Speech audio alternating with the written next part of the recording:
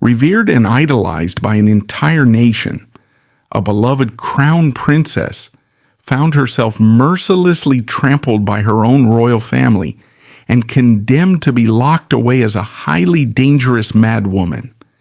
Heavily pregnant and driven by absolute desperation, she was forced to plunge into a brutal minus 16-degree blizzard just to fight for her very survival. How did a woman adorned with the finest diamonds of the Saxon court become a hunted fugitive fighting for her unborn child in the freezing abyss of a Swiss winter? Why did such a cruel and unforgiving paradox occur? It is the brutal, unforgiving winter of 1902, and the German Empire is about to be rocked by a scandal that will expose the dark, rotting core of its rigid aristocratic system. The court of Saxony in Dresden is a place of immense wealth, but for Crown Princess Luise, it has become a suffocating prison. She is entirely trapped by the machinations of her tyrannical father-in-law, King George. But her most profound tragedy does not stem solely from the king's spies. It comes from the man sharing her royal bed. Crown Prince Frederick Augustus, the future ruler of the empire, is a spectacular coward. As his father meticulously drafts the legal blueprint to lock Luise in a lunatic asylum, the Crown Prince remains utterly silent, refusing to defend his pregnant wife. This spineless betrayal shatters Luise. Her desperate affair with a commoner and her subsequent flight into the freezing night is not just a bid for survival. It is a vicious, humiliating slap across the face of a useless husband and a patriarchal empire. This is not a story of a simple romantic indiscretion. It is a meticulous narrative of survival. The legal and medical systems of the Wilhelmina era provide a terrifying loophole for the ruling class to dispose of inconvenient family members. They do not need a public trial or a jury to strip a woman of her children, her titles, and her freedom. All they need is a signature from a compliant royal physician declaring her geisteskrank, insane. This diagnosis is an absolute weapon, a legal death sentence that requires no executioner. The destination for such a diagnosis is the Sonnenstein Asylum in Pirna. Established in 1811, Sonnenstein is a royal dungeon operating under the strict guise of a medical facility. Behind its high gray stone walls and iron-barred windows, inconvenient nobles are subjected to crude, torturous treatments, including leather restraints, isolation, and early forms of shock therapy. It is a place designed to break the human mind and erase the individual from public memory.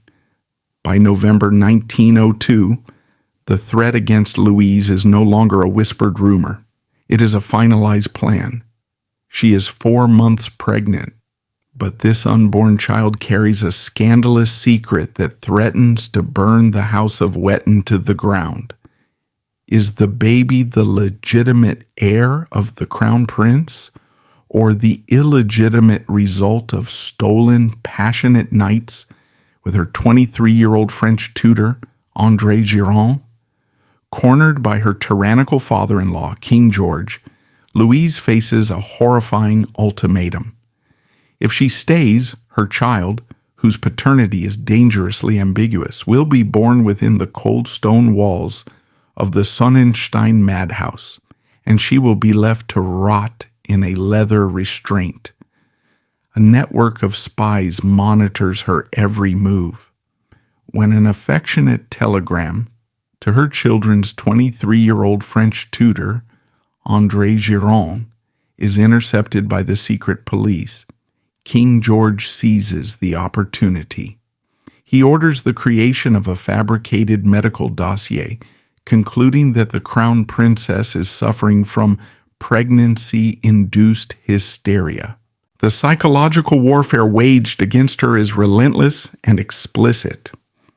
Baroness Tish, A lady-in-waiting who functions more as a warden than a companion looks Luise in the eye and coldly informs her that the royal apartments at Sonnenstein are fully prepared for her reception.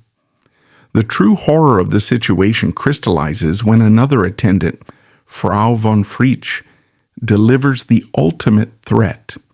She states directly that Luise's child will be born within the walls of the asylum, and that the king and she have already arranged every meticulous detail. In her 1911 memoirs, Luise perfectly captures the paralyzing terror of this moment, writing, "I fear neither the king nor Frederick Augustus now, but the fear of Sonnenstein. I can't shake off. If the king takes it upon himself to say that I'm mad, there will be plenty of medical authorities to bear him out." The prospect of her innocent child taking its first breath in a cell, surrounded by the screams of the condemned, pushes Luise to the absolute edge of human endurance. Realizing that she has only two options, the madhouse or immediate flight, Luise orchestrates a desperate and incredibly dangerous escape plan. She cannot do this alone. She relies on a highly trusted, tightly knit circle of allies who risk everything to help her. André Giron, a man of lower social standing but unwavering loyalty, is her emotional anchor. He risks his own life to rendezvous with her along the escape route, becoming her physical and emotional shield as they navigate the perilous journey toward the Swiss border together, deliberately planting false evidence along the way to mislead the Saxon secret police. Inside the Dresden palace, the logistical burden falls on two courageous maids, Sidonie and Maria Beger, the daughters of the court architect. These women are the operational backbone of the escape. They silently pack and hide Luise's small suitcase, run interference against the ever-present spies, and help establish the cover story that the crown princess is simply preparing for a routine trip to Salzburg to visit her ailing father. The final piece of the puzzle is her brother, Archduke Leopold Ferdinand of Tuscany. Currently embroiled in his own scandals and eager to defy the imperial system, he agrees to act as her direct escort, providing the necessary male authority to navigate the rigid travel checkpoints of the era. The preparations are dangerously minimal. To avoid suspicion, Luise's luggage contains only a few personal jewels to fund the journey, a small amount of cash, basic undergarments, and a heavy wool coat. This coat is her only shield against both the freezing temperatures and the prying eyes that might notice her advanced pregnancy. The afternoon of December 9th, 1902 is a masterpiece of deception. Luise feigns a severe illness, requesting permission to leave the palace for quiet recuperation. She forces a calm, practiced smile for the guards and spies, hiding a heart that is racing with sheer terror. As night falls, the temperature plummets to a deadly 16 degrees below 0 Celsius. Under the cover of heavy snowfall and complete darkness, Luise and her brother slip out through a forgotten side door of the palace. A closed horse-drawn carriage waits in the freezing shadows. As the carriage violently jolts over the icy, rutted roads toward Salzburg, the physical toll on Luise's body is catastrophic.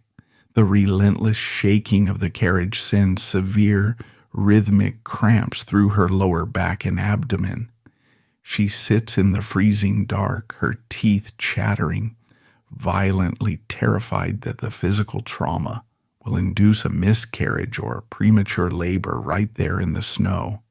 Yet she bites her lip and endures the agony in silence, because the physical pain is nothing compared to the phantom walls of Sonnenstein closing in around her.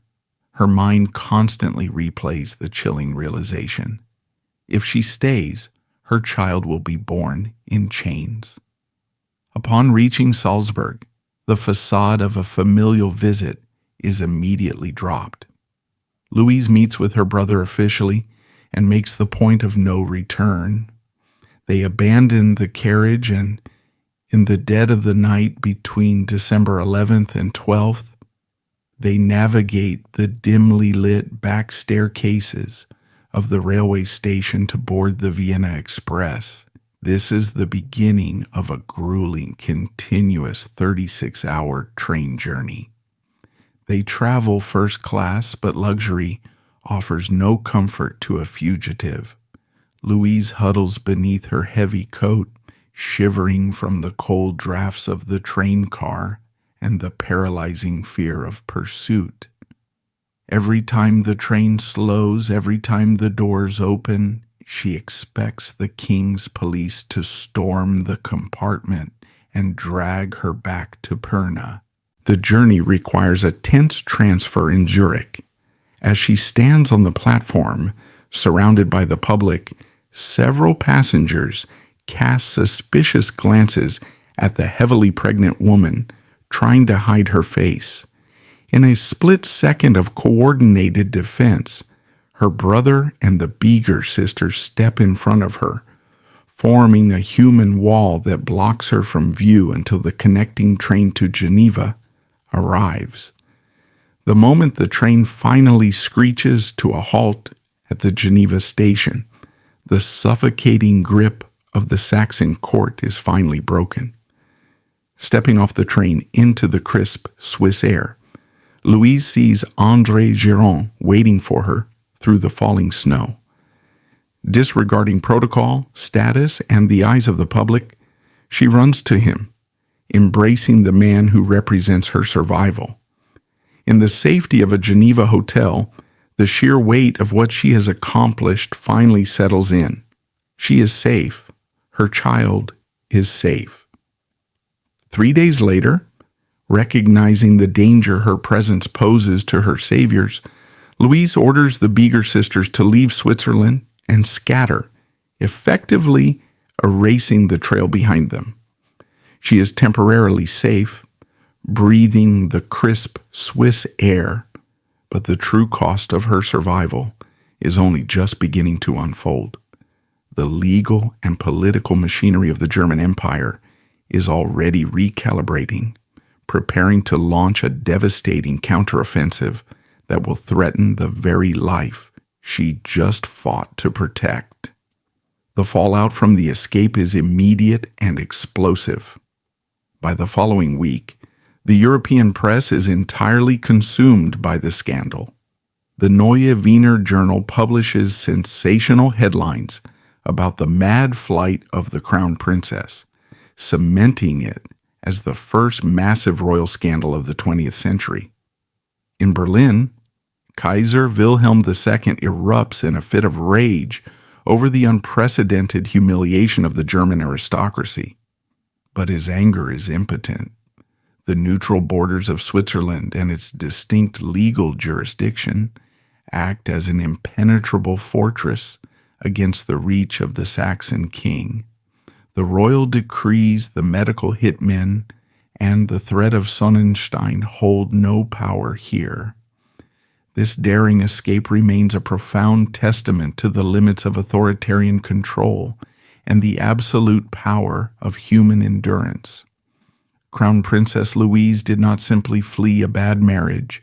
She staged a calculated high-stakes rebellion against an entire legal and medical apparatus designed to crush women into submission. She traded the hollow security of a crown for the terrifying uncertainty of the freezing unknown, simply to secure the right to own her own mind and protect her unborn child. The history of the Wilhelmina era is often told through the lens of emperors, military parades, and political treaties. But the true measure of that society is found in the lengths a pregnant woman had to go to survive it. Her journey through the sub-zero snowstorms of December 1902 stands as a permanent, forceful indictment of a system that tried to bury her alive, and a lasting monument to a mother who refused to be erased. Dresden woke to a suffocating frost on the morning of December 10th, 1902. Inside the royal palace, the meticulously ordered world of the Saxon monarchy was about to violently fracture. The illusion of the crown princess resting quietly in her chambers was maintained only for a few crucial hours. When the morning attendants finally breached her private apartments, expecting to find a bedridden woman suffering from pregnancy complications, they found only an empty room and discarded royal garments.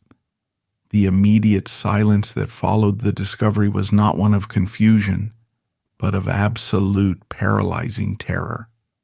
Every servant, every guard, and every lady-in-waiting understood the fatal consequences of this absence. The heir to the Saxon throne, carrying the next generation of the royal bloodline, had vanished from the most heavily guarded fortress in the kingdom. The news moved up the chain of command with frantic speed, bypassing the usual bureaucratic protocols of the court until it reached the desk of King George. The king's reaction was not one of a concerned father or father-in-law. It was the calculated, furious response of an absolute monarch whose property had been stolen and whose authority had been entirely humiliated. King George immediately recognized the devastating political implications. If the public learned that the beloved crown princess had fled, let alone with a commoner, the scandal would destabilize the very foundation of the monarchy.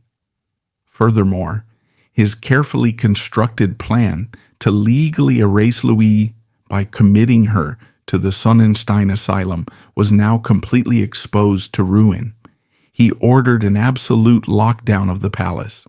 No one was permitted to leave, and no communication was allowed outside the royal walls.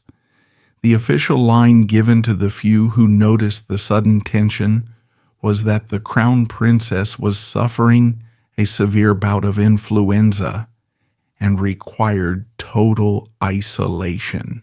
Behind this thin veil of normalcy, the king unleashed the full brutal machinery of the Saxon secret police.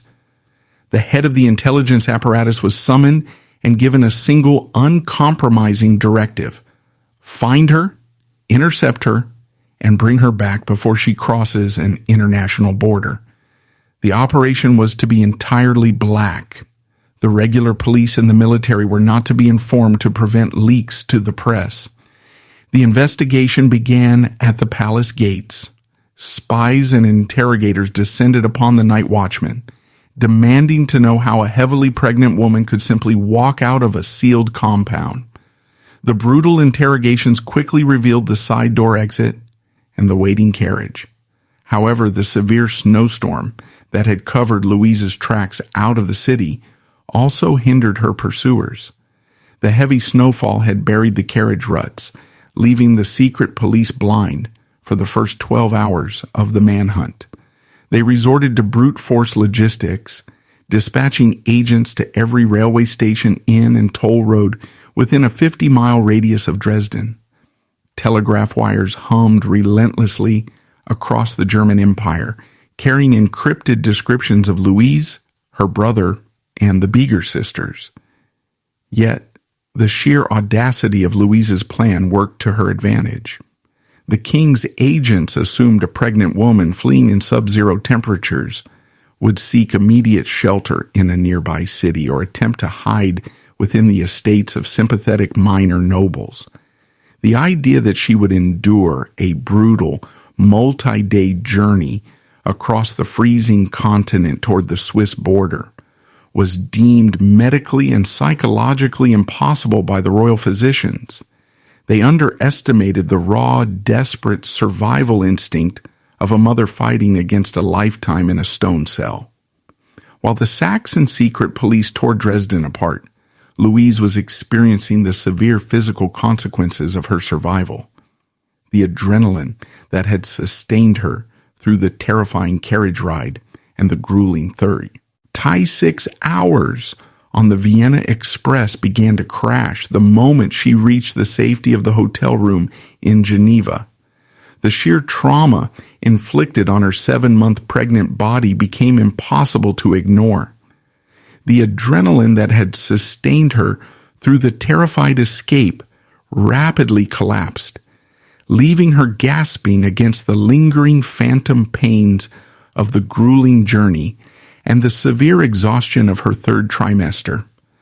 She collapsed onto the bed, shivering uncontrollably, despite the heavy blankets André Giron piled upon her. The very real threat of a stress-induced premature labor or a catastrophic miscarriage hung over the room. Calling for a local Swiss doctor was a massive security risk. Any medical professional would immediately recognize the signs of a noblewoman in hiding, and the Saxon spies were undoubtedly already spreading bribes across the medical networks of neighboring countries. Giron, completely out of his depth in a medical crisis, could do nothing but sit by her side, desperately trying to keep her warm and calm, her racing heart. The psychological transition from a captive to a fugitive was equally brutal. Geneva offered legal neutrality, but it did not offer immediate peace of mind. Luise was severely traumatized by the months of constant surveillance in Dresden. In the confined space of the Swiss hotel room, every sound became a threat. Footsteps in the hallway caused her to hold her breath. A loud voice in the street below sent her rushing away from the window. She knew the reach of her father-in-law. King George was a man of immense wealth and political leverage. He would not accept the jurisdiction of a foreign country as a final barrier. She was acutely aware that Saxon agents operating outside the law could already be moving through Geneva with orders to abduct her or force her back across the border. The fear of Sonnenstein had not vanished. It had simply mutated into a pervasive, exhausting paranoia. She was no longer fighting the walls of a palace. She was fighting the invisible reach of an empire. In these critical first few days in Switzerland, the true weight of her actions settled upon her. She had sacrificed every shred of her former identity, the luxurious gowns, the immense wealth, the societal reverence. All of it was gone, traded for a small suitcase and the clothes on her back. More devastatingly, she had been forced to leave her 6 other children behind in the toxic environment of the Saxon court. The agony of that separation was a physical weight on her chest. She knew King George would poison their minds against her, erasing her from their lives just as effectively as if she had died. Yet, as she felt the child move within her battered body, she knew she had made the only choice that allowed her to remain human.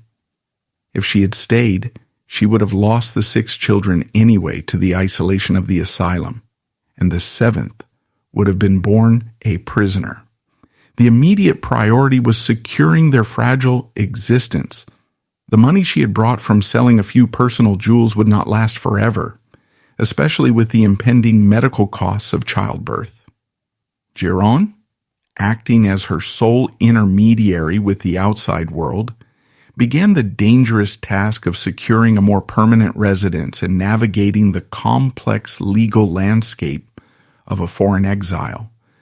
They had to establish a legal identity that would prevent the Swiss authorities from simply deporting them as undocumented vagrants back into the hands of the German Empire.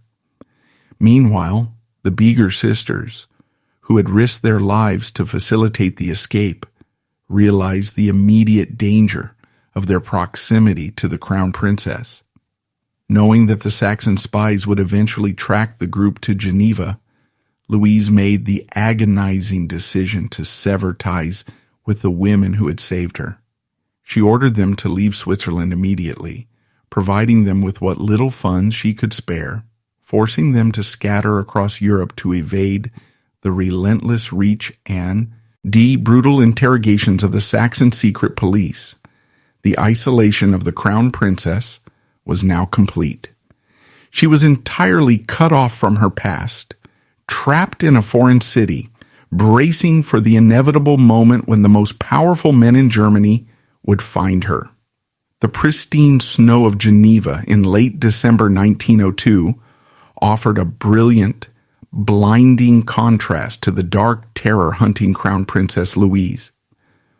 While the Swiss city prepared for a quiet, frozen winter, the invisible machinery of the German Empire was already tearing through its streets. King George of Saxony did not simply accept defeat at the border.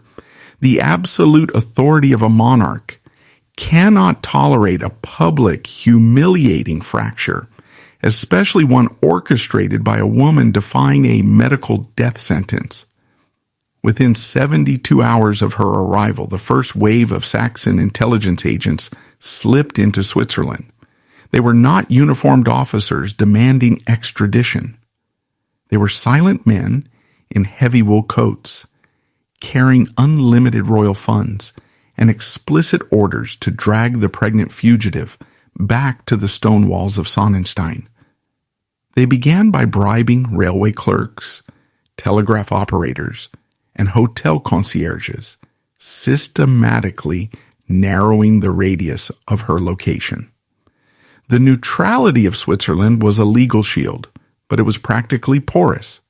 For a man with the wealth of the Saxon crown, foreign sovereignty was merely an expensive inconvenience.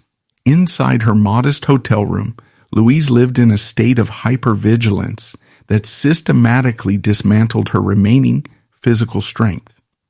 The transition from the heavily guarded, opulent isolation of the Dresden palace to the exposed reality of a common fugitive was a brutal shock to her system. She was entering the 8th month of her pregnancy. The severe cramping from the carriage ride had subsided into a dull, relentless ache in her lower back, a constant reminder of the physical trauma she had endured and the fragile life she was desperately trying to protect. Every time the floorboards creaked in the corridor outside her door, her breath caught in her throat.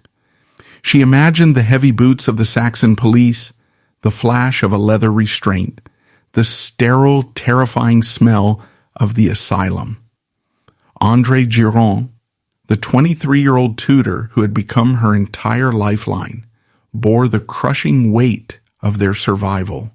He became the sole point of contact with the outside world, venturing into the freezing city to purchase food, secure medical supplies, and gather information.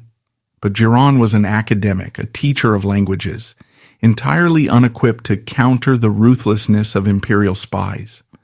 The romantic idealism that had fueled their initial connection was rapidly burning away, replaced by the grim, terrifying logistics of staying alive.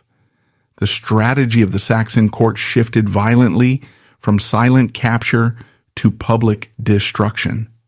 When King George realized that a covert extraction from Geneva was becoming logistically impossible without triggering an international diplomatic crisis with the Swiss government, he weaponized the press. If he could not physically drag her to the madhouse, he would build the madhouse around her reputation. The Saxon royal house intentionally leaked curated, highly manipulated information to sympathetic German newspapers, officially launching a campaign of character assassination designed to justify the Geisteskrank diagnosis retrospectively. They framed her not as a desperate mother fleeing persecution, but as a deranged, hysterical woman suffering from severe psychiatric collapse induced by pregnancy.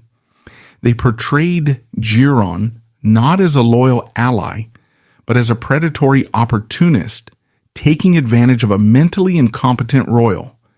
The goal was precise and devastating: to isolate her entirely, turning the public against her so that if Saxon agents did manage to abduct her, the world would view it as a necessary medical intervention rather than a brutal kidnapping.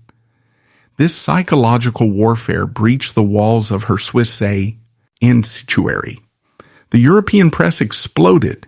Headlines screaming of the fallen princess and the mad flight plastered the kiosks of Geneva. Luise was forced to watch her identity be systematically butchered by men who had never spoken to her, men who were paid by her father-in-law to paint her as a lunatic. The emotional impact was shattering.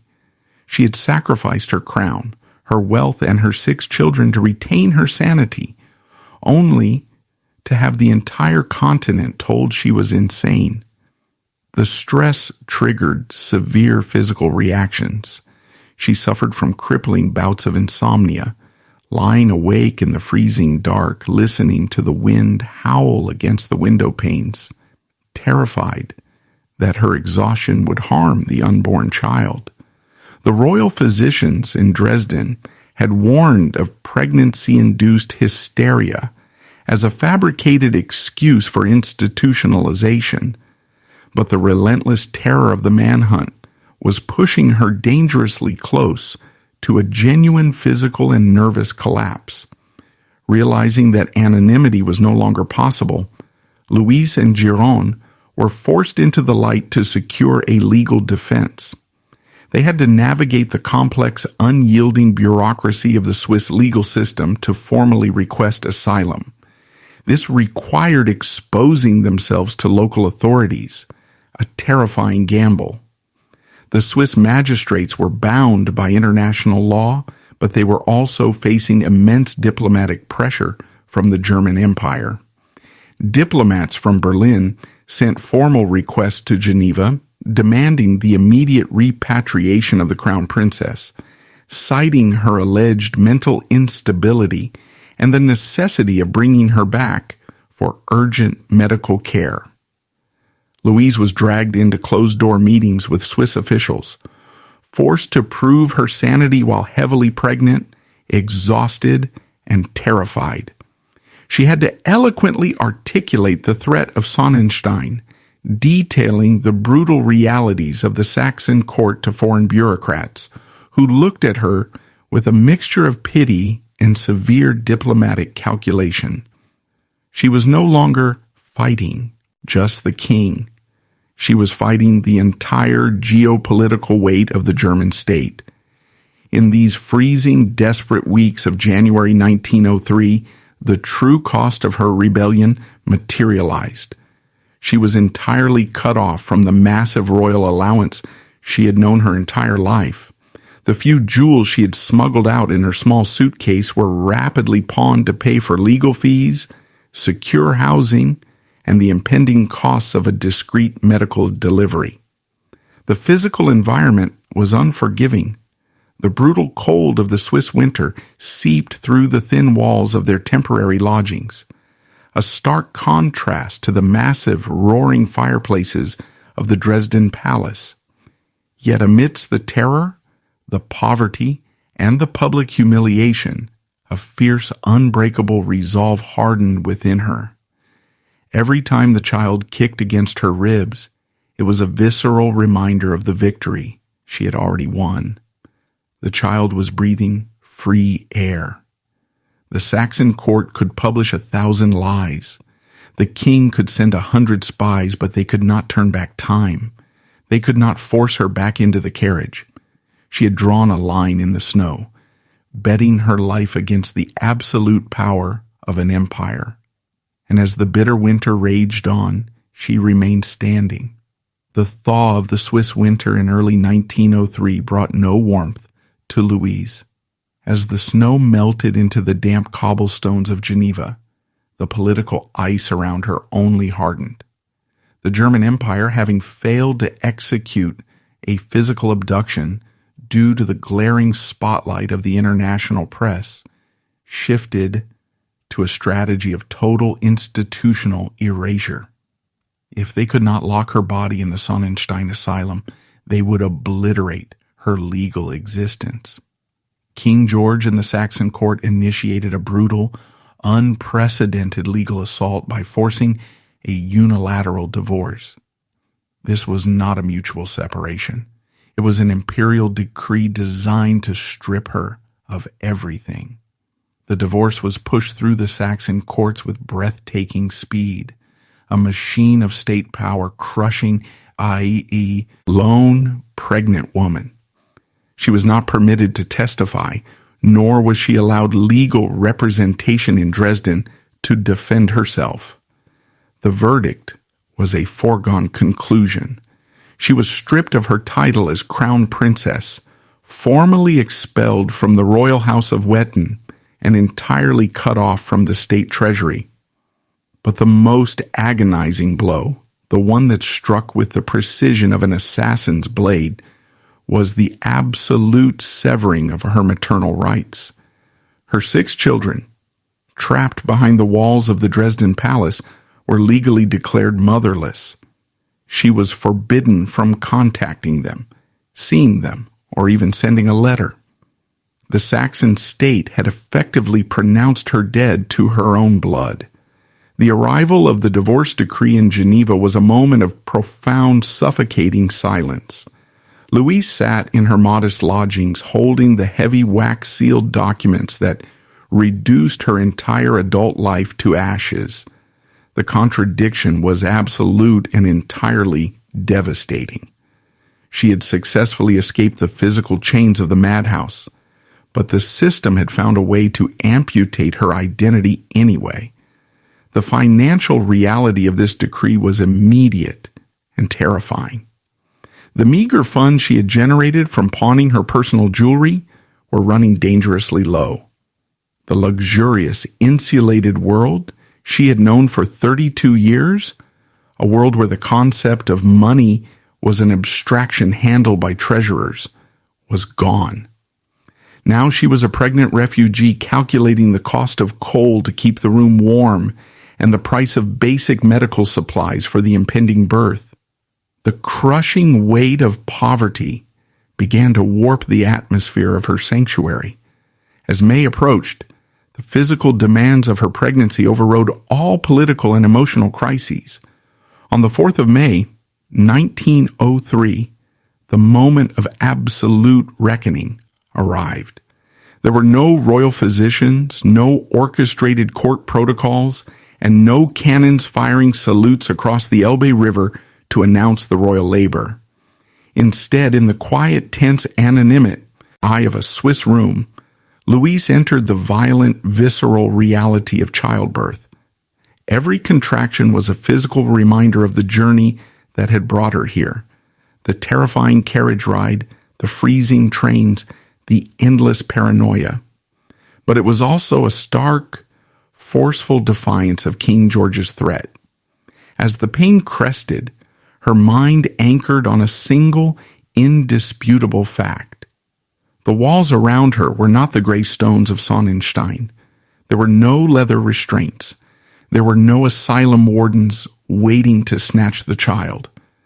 When Anna Monica Pia finally drew her first breath and let out a piercing cry, the sound shattered the heavy, oppressive silence of their exile. It was the sound of absolute victory. Luise, exhausted, bleeding, and stripped of every worldly possession she once held her daughter in her arms. The child was healthy, perfect, and breathing free air. In an incredible paradox of the imperial legal system, despite the ferocious divorce and the public smear campaigns, the strict, inflexible protocols of the royal lineage worked against the Saxon court.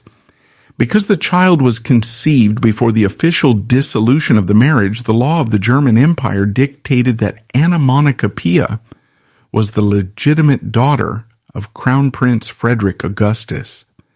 The baby born in exile to a woman branded a lunatic was officially a princess of Saxony.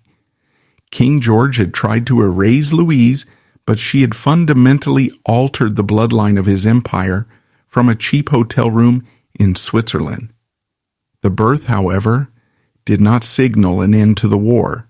It merely marked the beginning of a new agonizing phase of survival. The infant required care, food, and stability, things that Luise was struggling to provide as her funds evaporated entirely. The isolation intensified. The European press, having fed voraciously on the scandal of her flight, now began to lose interest, moving on to the next societal crisis. But for Luise, the quiet that followed the media storm was more dangerous. Without the spotlight of the press to hold them accountable, the Saxon intelligence agents could operate with greater impunity. She knew the king would never allow a royal princess to be raised by a disgraced exile and a French commoner. The threat of kidnapping was no longer directed solely at her. It was now directed at the child in her arms. The psychological toll of constantly guarding her infant daughter pushed Luise to the brink of physical collapse. She slept in fitful, terrifying intervals, waking at the slightest sound, instinctively reaching for the baby. The glorious defiance of her escape was slowly being ground down by the relentless machinery of daily survival. She had won the battle for her mind and her child's freedom, but the empire was prepared to win the war through simple punishing attrition. The crushing poverty of exile violently extinguished the romantic illusions forged in the Dresden palace. André Giron, the young lover who had sworn absolute devotion, quickly reveals his true nature. He is a coward. When Luise's pawned jewels finally run out, and the terrifying shadow of the Saxon secret police closes in on Geneva, Giron chooses his own skin over her survival. He cuts and runs, abandoning the woman who threw away a crown for him. The ultimate crushing reality sets in. Luise lost her empire to the cruelty of her father-in-law, and she is left freezing in a cheap boarding house due to the cowardice of her lover. The Saxon court immediately seized upon the vulnerability created by Giron's departure. The legal paradox surrounding the infant princess had become an intolerable humiliation for the German Empire. King George and the royal apparatus had successfully executed a unilateral divorce, legally annihilating Luise's identity and stripping her of all titles, wealth, and maternal rights to her 6 older children. Yet because Anna Monocopiae was conceived before the official dissolution of the marriage, the strict, unyielding laws of aristocratic succession declared the child an unquestionable royal highness, the legitimate daughter of Crown Prince Frederick Augustus. The empire could not allow a member of the royal bloodline to be raised in squalor by a disgraced, untitled woman in a foreign republic. This situation presented a devastating flaw in their campaign of institutional erasure. The strategy of the Saxon secret police shifted from the broad, chaotic manhunt of the winter to a focused, surgical operation. The objective was no longer Luise. She had been successfully discredited and ruined. The sole objective was the immediate extraction of the royal infant. A network of informants was quietly established across Geneva, and a new wave of highly specialized imperial agents flooded the city, tasked with tracking the impoverished mother and seizing the child the moment Luise's vigilance slipped. Luise was forced into a nomadic, desperate existence, dragging her newborn daughter from one cheap boarding house to another to stay ahead of the Saxon agents. She adopted false names, altered her appearance, and lived in a state of constant, adrenaline-fueled panic. The physical toll was devastating. A woman whose body had been adorned with the finest diamonds of Europe was now rationing meager supplies of coal and carefully calculating the cost of milk. She kept the child away from windows, terrified that a sniper or a spy might catch a glimpse of the royal infant. The stark, forceful contradiction of her life was inescapable.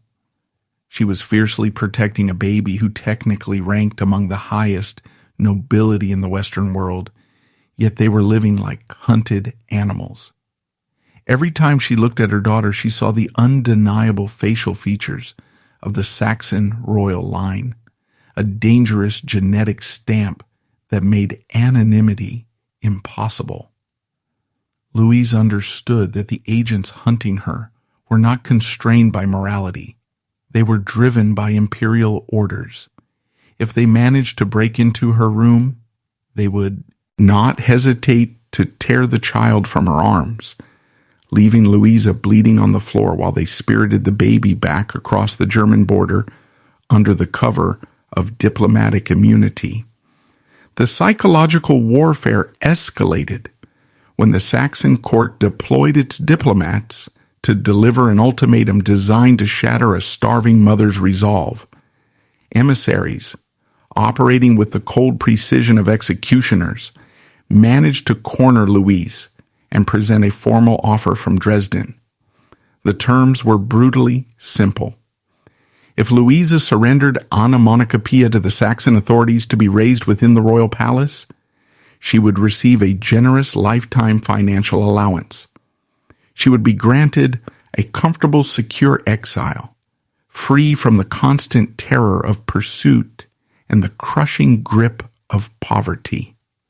However, if she refused and chose to keep the child, the financial strangulation would continue until she starved, and the threat of forceful abduction would remain a permanent fixture of her existence.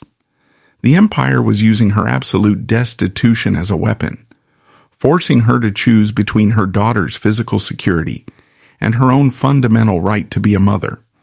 They demanded that she sell her child back to the very people who had prepared a cell for her in the Sonnenstein Asylum. Standing in the damp, freezing room, clutching her infant against her chest, Luise faced the ultimate crucible of her rebellion. The offer of wealth and safety was intensely seductive to a woman who had not slept soundly in months and who constantly feared for her baby's survival. But Luise knew the toxic reality behind the opulent walls of the Dresden palace. If she handed over Anna Monica Pia, the child would be raised by the men who had orchestrated her mother's destruction. The Saxon court would systematically poison the girl's mind, erasing Luise from her memory, just as they had done with the 6 children left behind. The baby would become a prisoner of protocol, a pawn in dynastic marriages, her spirit crushed by the same rigid, unforgiving system that Luise had risked her life to escape. The decision was forged in the profound, agonizing suffering of a mother's love. Luise violently rejected the ultimatum. She chose the freezing uncertainty of exile over the gilded chains of Dresden. She realized that to survive the empire, she could no longer just hide. She had to fight back using the only weapon they feared more than her defiance, the threat of public exposure and the total unmasking of the court's darkest secrets. The realization that silence equated to a death sentence fundamentally transformed Luise from a hunted refugee into a formidable adversary. Stripped of her crown and her fortune, she understood that she possessed only one weapon capable of piercing the armor of the German Empire, the unvarnished, brutal truth. An absolute monarchy relies entirely on the illusion of moral superiority and divine infallibility to command the obedience of its subjects. The Saxon court had spent millions of marks trying to bury her story under a fabricated medical diagnosis of insanity, banking on her eventual starvation or quiet surrender. They severely miscalculated the lethal determination of a mother cornered.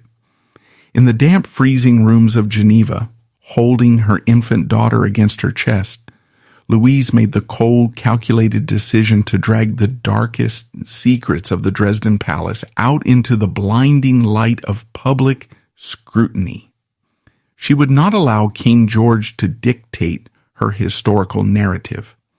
If the empire wanted a war over the custody of Anna Monica Pia and the legacy of the Saxon bloodline, she would give them a war fought not with armies or royal decrees, but with ink, paper, and the explosive power of the international press. She began the agonizing process of meticulously documenting every detail of her persecution, laying the groundworks for what would eventually become her scandalous, earth-shattering memoirs. While her daughter slept in a makeshift crib, Luise sat by the faint light of a single gas lamp, pouring her trauma onto the page. She recorded the exact terrifying conversations with her father-in-law. She exposed the names of the royal physicians who had compromised their medical oaths to sign fraudulent certificates of insanity. She detailed the suffocating 24-hour surveillance network within the palace, and most devastatingly, she described the precise blueprints of the royal apartments prepared for her at the Sonnenstein Asylum. Every word she wrote was a direct strike against the legitimacy of the Saxon throne. She reached out to independent publishers and investigative journalists operating in Paris, London, and neutral Swiss territories, men and women who were eager to tear down the facade of the German aristocracy and who operated entirely beyond the political reach and bribery of Berlin. By leaking fragments of her story to the press, she created a diplomatic firewall around herself. The Saxon secret police could easily assassinate or abduct a nameless, forgotten woman in an alleyway, but they could not touch a high-profile whistleblower whose daily survival was suddenly being tracked by millions of readers across Europe. The Saxon court's reaction to her offensive was a masterclass in bureaucratic terror. When King George realized that Luise was weaponizing her trauma, the strategy of the empire shifted from covert physical threats to total economic and legal strangulation. They dispatched a new wave of high-ranking diplomats to Switzerland, bypassing the local magistrates and appealing directly to the highest levels of the Swiss federal government. They argued that Luise was not a political refugee, but a criminally insane fugitive, guilty of kidnapping a royal heir. They threatened severe economic sanctions and the disruption of crucial trade routes if the Swiss authorities continued to harbor her. Simultaneously, they launched a second, far more vicious smear campaign in the German newspapers, accusing her of fabricating the Sonnenstein plot to cover up her own moral depravity. The European public found themselves torn between two violently opposing narratives. Conservative loyalists and monarchists viewed Luise as a reckless, hysterical woman who had abandoned her sacred duties, deeply embarrassing a proud nation simply to indulge her own selfish desires. In their eyes, the court's strict actions were a tragic but necessary defense of the institution of the family and the state. Conversely, a rapidly growing faction of progressive thinkers, early feminists, and anti-imperialists saw her as a brilliant, fiercely independent pioneer. To them, she was a martyr who had exposed the inherent violence and misogyny of a patriarchal dictatorship that treated women as mere incubators and political property. This intense historical debate raged across the continent, but for Luise, the ideological war was entirely overshadowed by the crushing daily reality of poverty. The money generated from her occasional articles and interviews was barely enough to sustain them. She watched with a breaking heart as the harsh conditions of their exile began to take a toll on her own health. Her clothes grew threadbare, her once radiant face became gaunt and lined with exhaustion, and the physical grace of the former crown princess was replaced by the tense, guarded posture of a survivor. Yet amidst the profound suffering and the constant, lingering paranoia that a Saxon agent was waiting for her on the street corner, there existed a fragile, undeniable beauty in her existence. She had the absolute freedom to raise Anna Monica Pia without the suffocating interference of royal nannies or the cold protocols of the court. She taught her daughter how to walk on the worn floorboards of cheap apartments rather than the marble halls of a palace. Every smile the child offered, every milestone she reached in the safety of their exile, was a visceral daily validation of the horrific choice Luise had made. On that freezing December night, she had traded an empire for her daughter's life, and despite the starvation and the fear, she never once regretted the transaction. The conflict reached a slow, grinding stalemate as the years progressed. King George passed away, and her former husband, Frederick Augustus, ascended to the throne. While the new king was marginally less vindictive than his father, the institutional machinery of the empire remained unyielding in its refusal to grant Luise any formal pardon or financial restitution. They maintained the legal fiction of her insanity and her expulsion from the royal house, but they quietly scaled back the aggressive abduction attempts, realizing that the political cost of a violent confrontation in Switzerland outweighed the benefits of retrieving the child. Luise had successfully fought the German Empire to a standstill. She had proven that the absolute authority of a monarch could be broken by the sheer, unyielding willpower of a mother who refused to be erased. Her story ceased to be just a scandalous footnote in the dying days of the European aristocracy. It became a profound, lasting testament to the limits of state power when confronted with raw human endurance. The legacy she forged was not written in treaties or territorial conquests, but in the survival of her own mind and the autonomous breath of her daughter. The years following the birth of Anna Monica Pia forced Luise to navigate the unforgiving margins of European society. The relentless terror of physical abduction slowly receded, but the Saxon court's strategy of economic strangulation remained. Drifting through Florence, London, and Brussels, the former crown princess refused to simply fade into quiet obedience. In 1907, she orchestrated a move that once again sent shockwaves through the conservative courts of Europe. She married Enrico Toselli, an Italian musician 12 years her junior. This scandalous second marriage to a commoner shattered the grueling stalemate with Dresden. King Frederick Augustus III, seizing upon the public outrage, executed a final devastating maneuver regarding their daughter. He offered a massive financial settlement, an allowance that would end Luise's exile and poverty, but the price was absolute. Anna Monica Pia had to be surrendered to the Saxon court immediately. The decision tore at the fabric of Luise's sanity. She had braved the freezing snows to save this child, yet the reality of raising a royal princess in the chaotic, scandalous shadow of her new life proved impossible. In a profound and agonizing concession, she signed the agreement. She surrendered her daughter to the very institution she despised, trading her maternal rights for financial survival and a new chapter. The empire had finally reclaimed its bloodline, leaving Luise to face the hollow victory of her autonomy. Betrayed by her husband, abandoned by her lover, stripped of her children, and hunted like a diseased animal by imperial spies. The German Empire assumes this absolute suffocating isolation will finally force Luise to her knees. They are fatally wrong.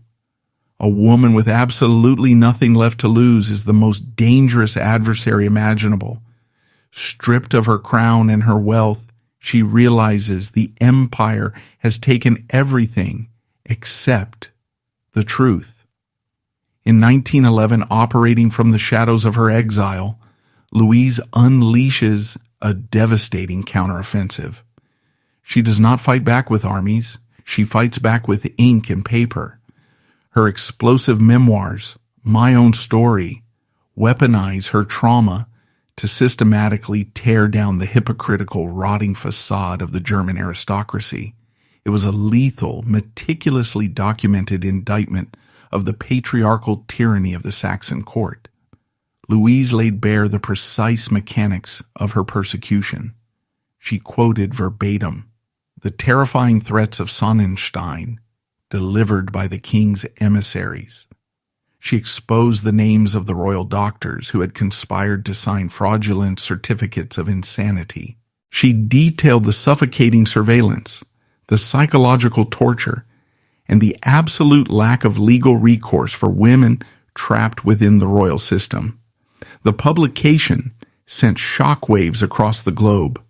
Copies were smuggled into Germany, instantly becoming illicit, highly sought-after contraband. The Saxon court was paralyzed by the exposure. They could not execute her, they could not arrest her, and they could not silence the millions of readers who were suddenly bearing witness to the rotting core of their monarchy. The historical debate ignited by her memoirs was ferocious and deeply polarizing. For the staunch monarchists and conservative loyalists of the Wilhelmina era, Luise remained a villainous, hysterical traitor. They argued that her exposure of the court's secrets was an act of treason, a selfish destruction of the sacred illusion of royal infallibility. They weaponized the prevailing medical misogyny of the time, insisting that her rebellion was proof of the very mental instability the doctors had diagnosed. However, for a rapidly growing movement of progressive thinkers, early feminists, and social critics, Luise emerged as a profound pioneer. They recognized her story not as a royal scandal, but as a chilling case study in the weaponization of psychiatry. The Geisteskrank diagnosis was exposed for what it truly was, a legal tool used by powerful men to dispose of disobedient women. Her desperate flight across the freezing continent became a symbol of resistance against a legal system that treated women as mere political property and incubators for the state. She forced a reluctant society to confront the horrific reality that the line between a palace and an asylum was entirely dependent on a woman's blind obedience. The ultimate punishing reality of her suffering was delivered by the relentless march of history itself. The absolute power of the German Empire, the very machinery that had hunted her, sought to institutionalize her and successfully told her children, proved to be fundamentally hollow. In 1918, the apocalyptic slaughter of the First World War shattered the old world order. The German Empire collapsed. The Saxon monarchy was entirely abolished. King Frederick Augustus III was forced to abdicate, abandoning the Dresden Palace and fleeing into historical irrelevance. The men who had threatened Luise with the stone cells of Sonnenstein lost their thrones, their titles, and their unchecked authority. The entire oppressive apparatus that had dictated her death sentence was swept away by a violent Republican revolution. Luise outlived the empire that tried to destroy her. She watched from a distance as the gilded cages of her former captors were torn down, a silent, profound vindication of her refusal to bow to their authority. Yet survival rarely resembles the triumphant conclusions of fiction. Luise lived the remainder of her long life in the shadows of Brussels, supported by a meager pension and the charity of a few remaining allies. She never regained her wealth, and the emotional scars of losing her children never healed. She died in 1947 at the age of 76, surrounded by the quiet anonymity she had been forced to adopt. But the poverty of her final decades could never eclipse the sheer magnitude of her historical victory. She died without a crown, but she died in possession of her own mind. The story of Crown Princess Luise of Saxony is not a simple tragedy, nor is it a romanticized tale of royal escape. It is a stark, forceful examination of the brutal cost of autonomy in a world designed to crush it. Her life highlights the profound contradictions of human existence, the ability of a mother to endure unimaginable personal suffering to protect a child she ultimately has to surrender, and the terrifying reality that the institutions trusted to heal are often the very instruments of destruction. The image of the radiant jeweled princess receiving the adoration of a nation is ultimately fragile illusion. The enduring permanent truth of Luise is found in the dark, freezing carriage on the night of December 9th, 1902. In that desperate, agonizing journey through the sub-zero snowstorm, a pregnant woman chose the terrifying abyss of the unknown over the guaranteed death of her spirit. She proved that the human will, even when stripped of all power and cornered by an empire, remains capable of breaking the chains forged by kings,